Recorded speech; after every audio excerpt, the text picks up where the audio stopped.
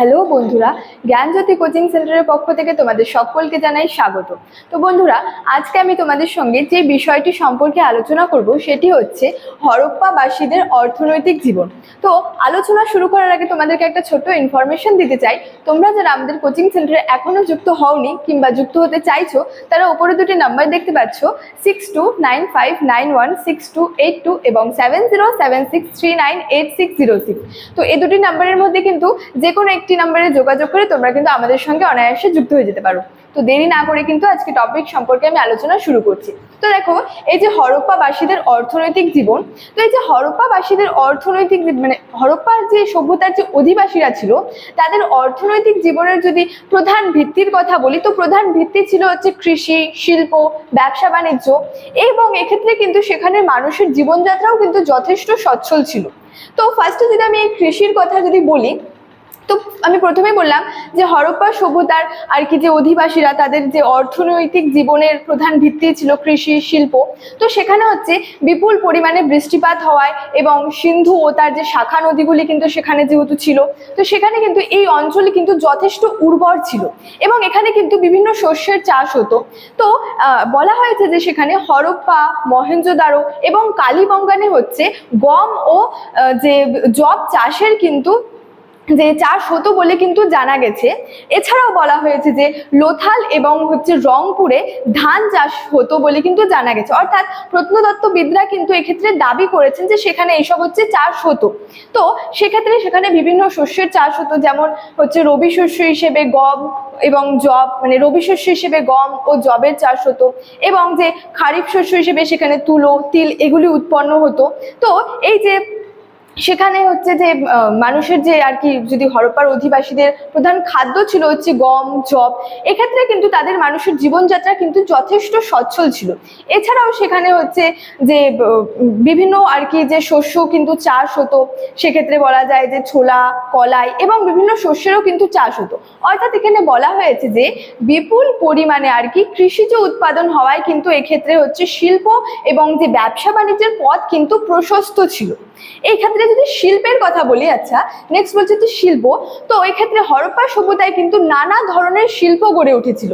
এই শিল্পগুলির কথা যদি বলি, তো সেখানে বস্ত্রবয়ন শিল্প ছিল, তারপরে হচ্ছে প্রস্তর শিল্প, ধাতু শিল্প, মৃৎ শিল্প, ইট শিল্প, অলংকার শিল্প প্রভৃতি শিল্প কিন্তু হরপ্পা সভ্যতায় গড়ে উঠেছিল।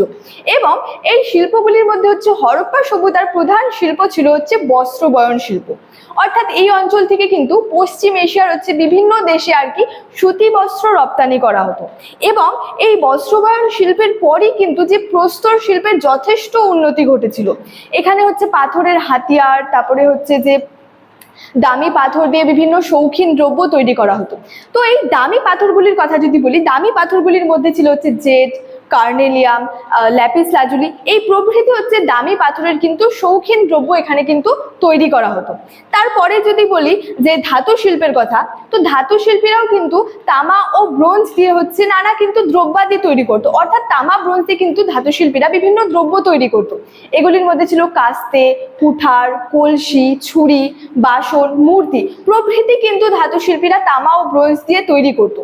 এবং যদি অলংকার শিল্পের কথা বলি, অলংকার শিল্প আর কি, তো সেখানে কিন্তু সোনা, রূপার কিন্তু বিভিন্ন অলংকার তৈরি হতো।